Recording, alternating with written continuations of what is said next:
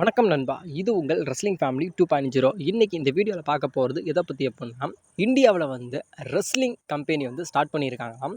அது இல்லாமல் AJ Styles versus குந்தருக்கான world heavy championship match live இவெண்ட்டில் நடந்திருக்கு. அது இல்லாமல் உங்களுடைய டீன் ஆம்பர்ஸ் WWE ரிட்டர்ன் வர போகிறாராம். இதை பற்றி இன்றைக்கி வீடியோவில் நம்ம டீட்டெயிலாக பார்க்கலாம். வாங்க வீடியோக்குள்ளே போகலாம். அதாவது இந்தியாவில் ஒரு ரெஸ்லிங் கம்பெனி ஸ்டார்ட் பண்ண போகிறாங்களாம். அதாவது அது என்ன கம்பெனி அப்படின்னு கேட்டால் WXM அப்படிங்கிற இந்த ஒரு கம்பெனியை தான் நம்மளுடைய இந்தியாவில் ஆரம்பிக்க போகிறாங்க. அதாவது WXM அப்படிங்கிற இந்த கம்பெனி தான் இந்தியாவில் ஸ்டார்ட் பண்ண போகிறாங்க.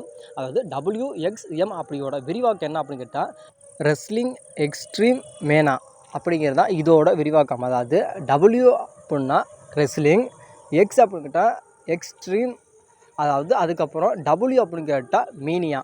இதுதான் அதோட ஸ்டார்ட் விரிவாக்கம். இதை தான் இப்போ நம்மளுடைய இந்தியாவில் ஸ்டார்ட் பண்ண போகிறாங்களாம். ஏன்னா எதனால் இந்தியாவில் ஸ்டார்ட் பண்ணுறாங்க அப்படின்னு கேட்டால், இந்தியாவில் ரெஸ்லிங் பண்ணுறவங்க அப்படிங்கிறது ரொம்ப ரொம்ப கம்மி தான். ஆனாலும் அவங்க ரெஸ்லிங் பண்ணுறாங்க அப்படின்னு கேட்டால், இப்போ நம்முடைய WWE நம்முடைய கிரேட் காலியோட எல்லாமே முடிஞ்சிச்சு. அதாவது இந்தியாவுக்கான மவுஸ் எல்லாமே கிரேட் காலியோட முடிஞ்சிச்சு. அதுக்கப்புறம் நம்முடைய ஜிந்தர் மகள் வந்தார், வீர் மகான் வந்தார், அவன் வந்தான், இவன் வந்தான், இப்படி வந்தான், அப்படி வந்தான் அப்படிங்கிற மாதிரி எவ்வளோ பேர் வந்தானுங்க. ஆனால் வந்தது மட்டும் தான் தெரியும்.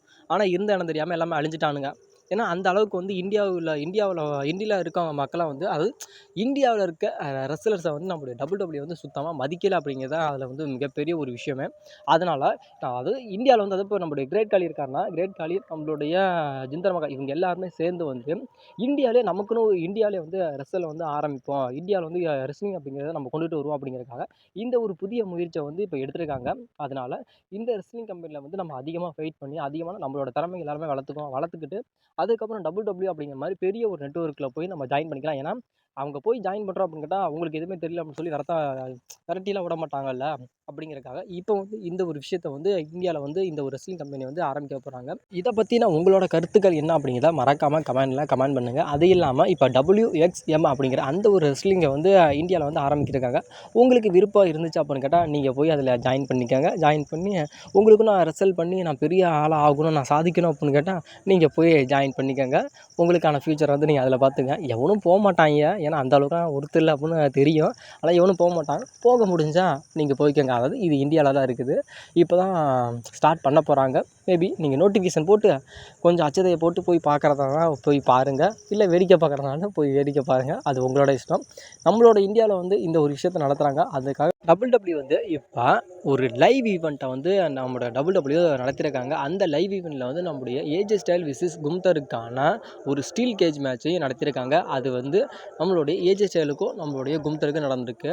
இந்த மேட்ச்சில் நம்முடைய கும்தரும் சரி, நம்மளுடைய ஏஜ் ஸ்டைல் அவங்களோட பெர்ஃபார்மன்ஸாக நல்லாவே பண்ணாங்க. ஆனாலும் இந்த மேட்ச்சில் யார் வின் பண்ணுவாங்க அப்படின்னு மேபி அது உங்களுக்கே தெரியும். ஏன்னா இப்போ ரெசல்மேனியா டைமு. ரெசல்மேனியாவில் நம்முடைய கும்தருக்கும் நம்முடைய ஜெய் உசோவுக்கும் வேர்ல்டு ஹெவி சாம்பியன்ஷிப் மேட்ச்சு ரெசல்மேனியாவில் இருக்குது. அதனால் இப்போ இந்த லைவ் ஈவெண்ட்டே வச்சாலும் இதில் நம்முடைய ஏஜ் ஸ்டைல் வின் பண்ணுவாரான்னு கேட்டால் வின் பண்ண மாட்டார். ஏன்னா WWE அங்கே பார்க்குற ஆடியன்ஸ் எல்லாம் ஏமாத்துறாங்க. அவங்களுக்கே தெரியும். நம்முடைய கும்தருக்கும் சரி, ஜெய் உசோக்கும் சரி ரெசல்மேனியாவில் சாம்பியன்ஷிப் மேட்ச் இருக்குது. இதில் நம்முடைய சாம்பியன்ஷிப் மேட்ச் அப்படின்னு சொல்லி நம்முடைய ஏஜ் ஸ்டைலுக்கும் நம்முடைய கும்தருக்கும் மேட்ச் வச்சான்.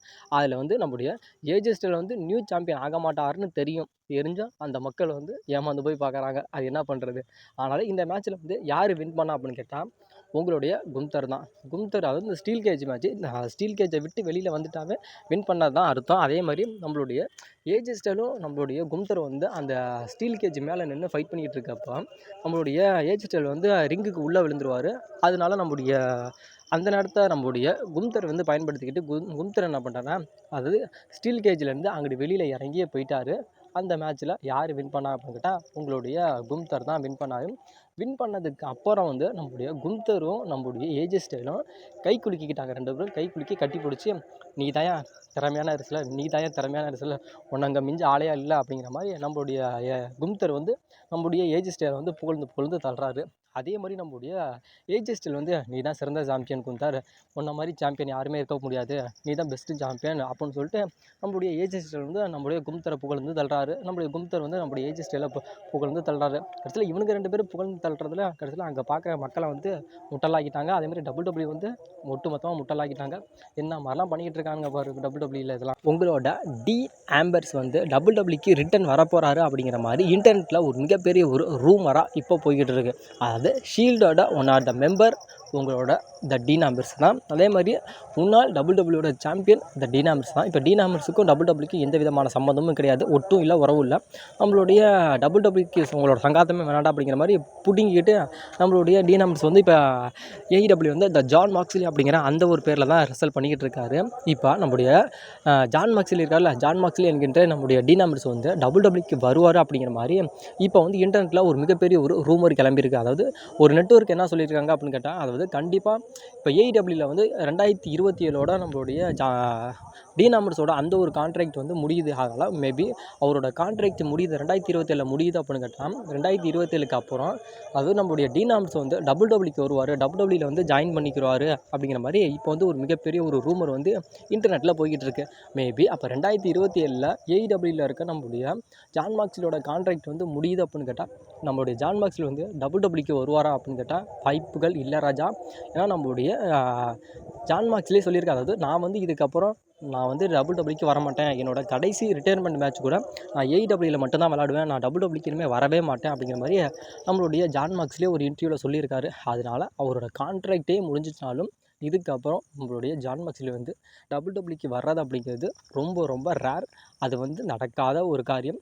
அதே மாதிரி அதுக்கப்புறம் நம்முடைய ஜான் மாக்ஸ்லி வந்து ரெசலே பண்ணாமல் இருந்தாலும் சரி, அதாவது ரெசல் பண்ணாமல் இருந்துட்டாலும் அவர் வந்து அதுக்கப்புறமும் டபிள்யூக்கு வர மாட்டார். ஏன்னா நம்மளுடைய ஜான் மாக்ஸ்லி வந்து அங்கே இருக்கிற பெர்ஃபார்மன்ஸ் சென்டரில் வந்து ஆர்ஆர்எஸ் புது ரெஸ்லர்ஸ்க்கு வந்து ட்ரைனிங் கொடுப்பாரு அப்படிங்கிற மாதிரி சொல்லியிருக்காரு.